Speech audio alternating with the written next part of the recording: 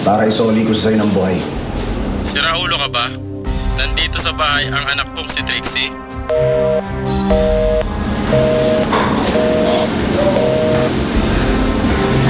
Boss, balita.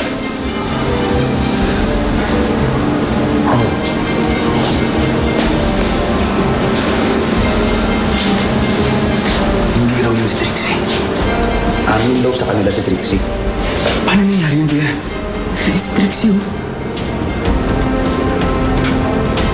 Kung andun yung Trixie, hindi si Trixie to. Sino to?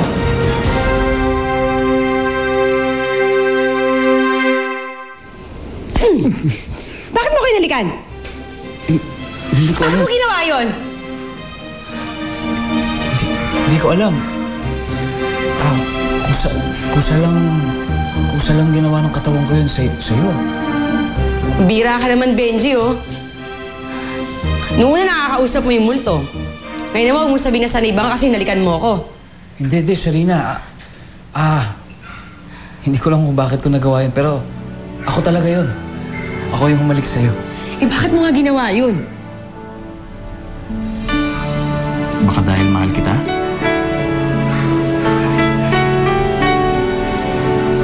Ikaw ba, Sharina? Mahal mo rin ako.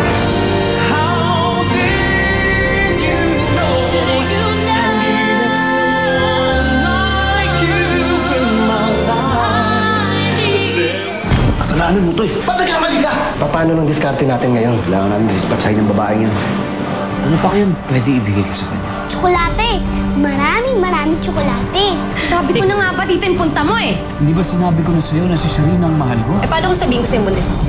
Hanggang ngayon, wala pa rin mo kayong lead sa lalaki na yan? Natagal mo ng kaso na yan, ah.